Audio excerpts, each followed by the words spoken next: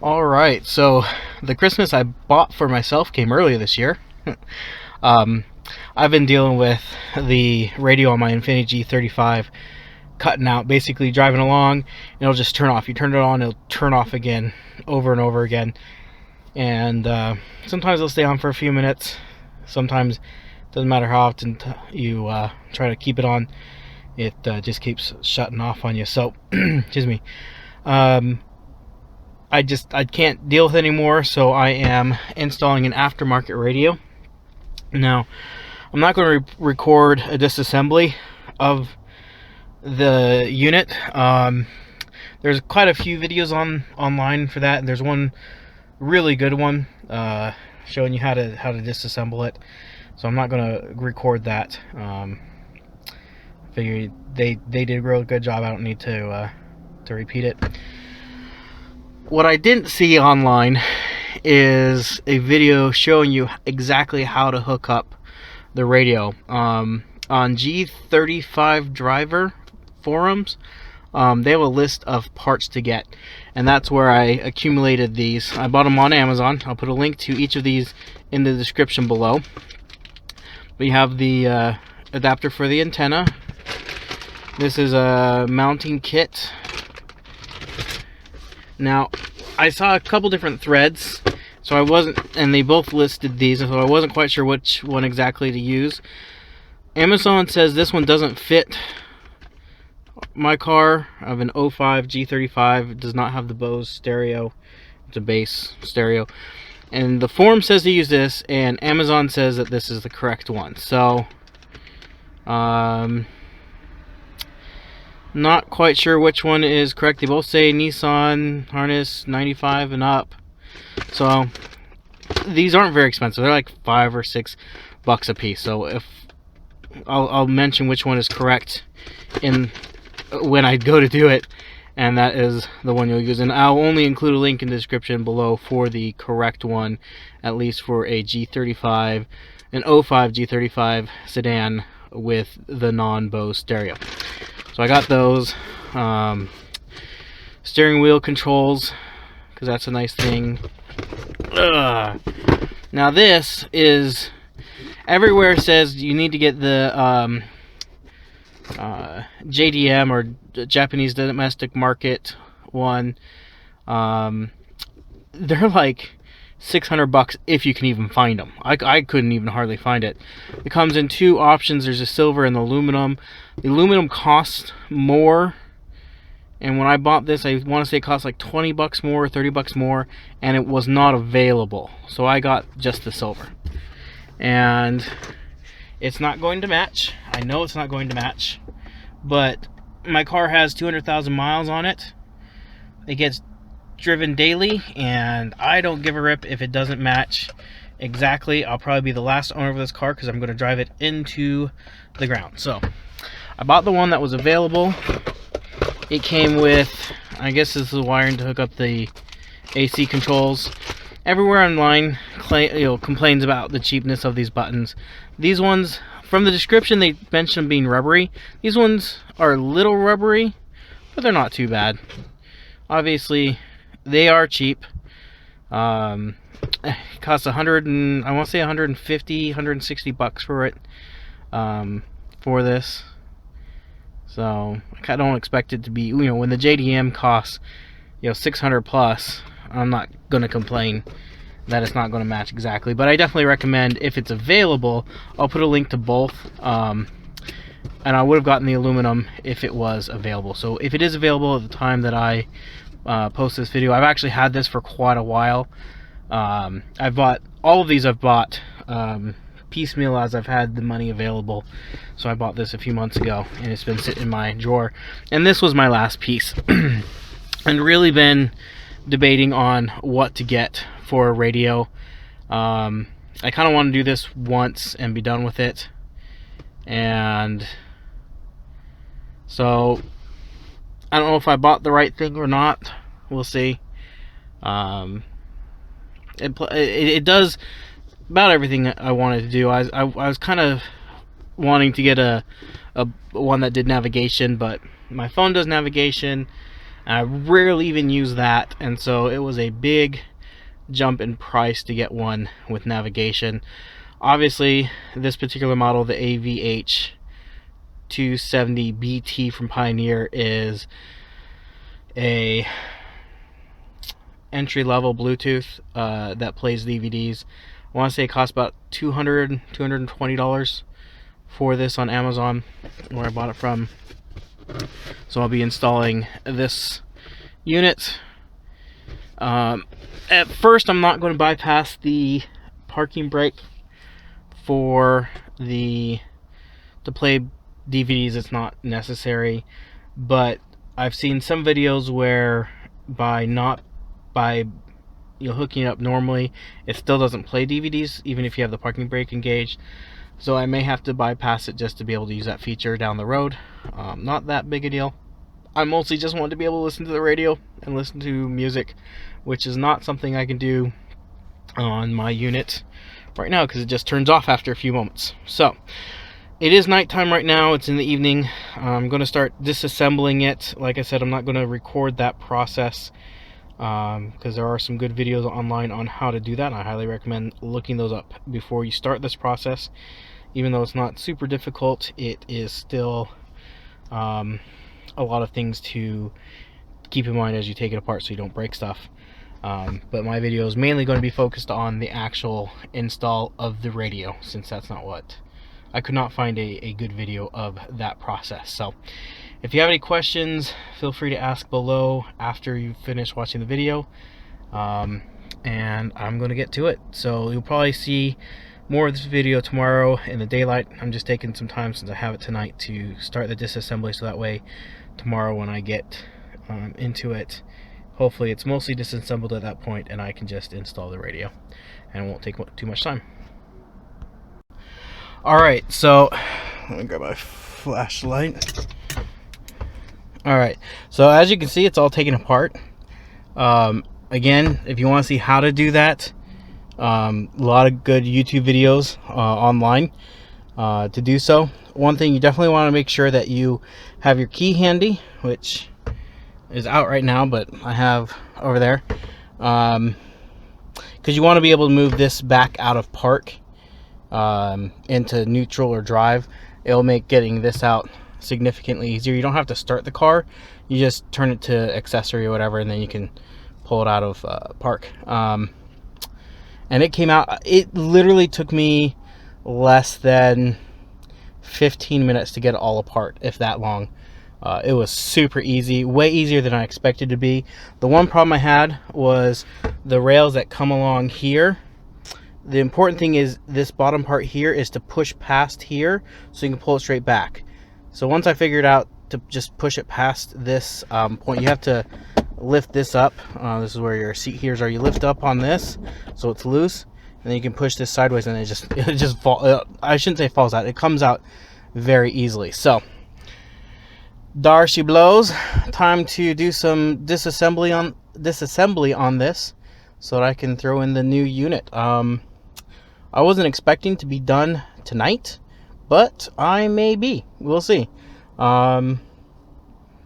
It's about 9:15 or so. I'll probably work on it for another 20 minutes, 30 minutes, see how far I get.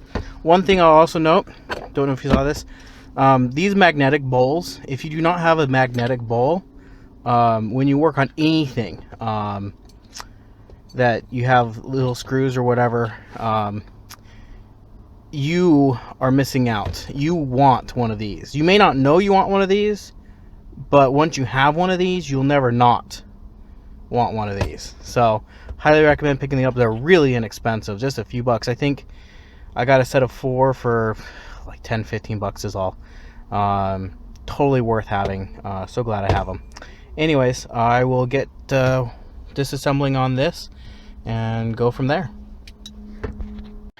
Alright, as you can see, I have the unit out of the car and I have the new Pioneer installed. Now, one thing that I'm noticing is the bezel doesn't allow for the radio to come any further forward, and so there's a lip. I don't know how easy that is to see. A lip. Probably half the first part of my finger deep, so maybe 1/4 of an inch. all the way around, and it's got a gap, especially along here on the bottom. And I could modify the plastic to have it come further forward, except here on the side, the only holes has just the 4 holes on the side, and so I couldn't slide it any further forward because then it wouldn't match up with the holes at all. So I did not use this mounting kit. I probably would have if I was doing a single din instead of a double din, but I'm not, so I didn't use it. I may still take a look at it and see if it'll help to use this to bring this further forward so it's not so far set back. I don't know if that's just this radio itself, the dimensions of it, or something else. I may just mess with it some more tomorrow just to see if I can get it to come any further forward. I don't think I can. But at this point, now what I'm going to do is I'm going to figure out this whole mess of wires to get everything wired up. So wish me luck on this part of it. Once I get it wired up, I will show you guys what I've done. Alright, I just want to show you my progress this morning. I got everything plugged in except for the steering wheel controls, which I'm working on right this second. And everything works. Turn the key on, it's loading. I'm not going to actually let it play too much music because I don't want to hit copyright laws, but Thanksgiving from your friends at Safeway. So you see it turns on. This works. It turns the AC on and off up there. This turns on and off. I need to get a disc and throw it in there, but I assume because it plays the radio, it's going to play a CD as well, unless there's a problem with the unit itself. Antenna's plugged in. The wire for the AC is plugged in. That's this one here. This is the wire. These 2 wires are for the radio. This is the rear speakers, front speakers, and power and everything. And this wire, and now there's 2 spare wires in here. There's this one and this one, and there's this for the antenna. I'm thinking this is for the GPS, and I don't have GPS in this car, so I think this is a spare antenna wire for GPS if you had it. And then there's these 2 spare ones. This might be for the GPS or DVD. No, this is probably for the GPS, this one here. And then this is for the steering wheel controls. And the reason why this is for the steering, I know this is for the steering wheel controls, is in the instructions it talks about a 15 pin, and this is a 15 pin, and this is not a 15 pin.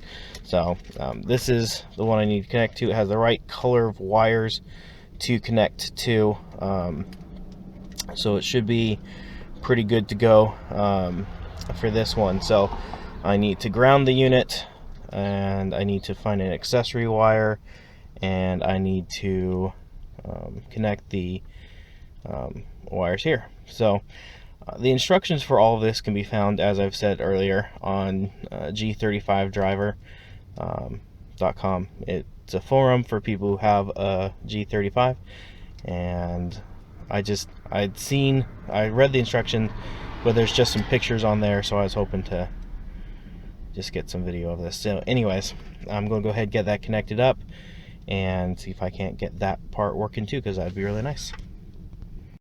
Alright, so I've run into a problem with the remote controls, steering wheel controls, I should say. I know I'm just holding them. I did have them taped before, but what's happening is I turn on the car, and that first hole, which is the LED there, sorry, I only have one hand, that hole there, it'll blink quickly red and black, red and green, and then I believe that's the reset button there in that hole. And now push up on the volume up button as instructed, and it will continue to, for about to count of 7, because it says to hold it for 2 to 10 seconds, and I do it for the count of 7, so I'm within that range.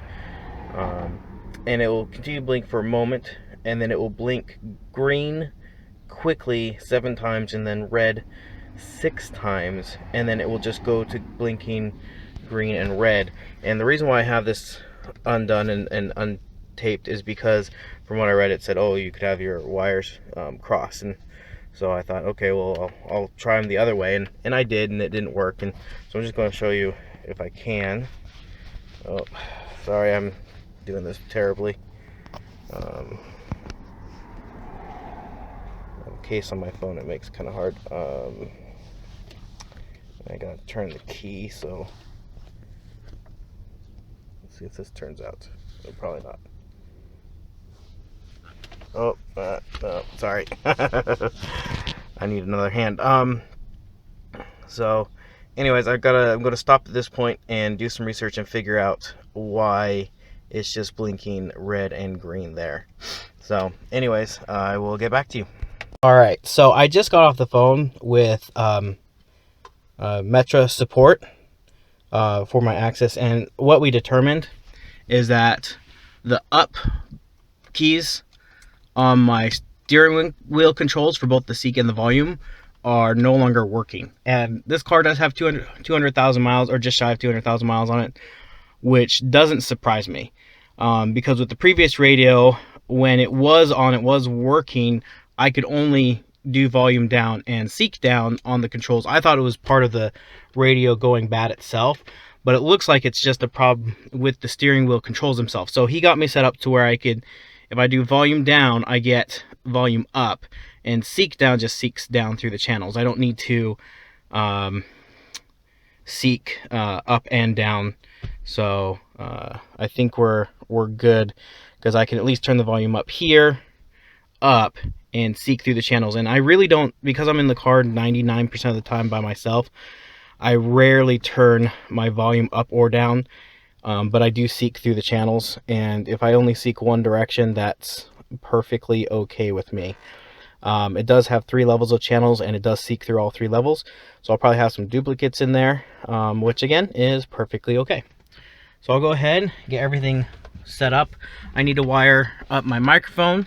Still, I need to wire up the, where is it? The parking brake lever here, so I have the DVDs.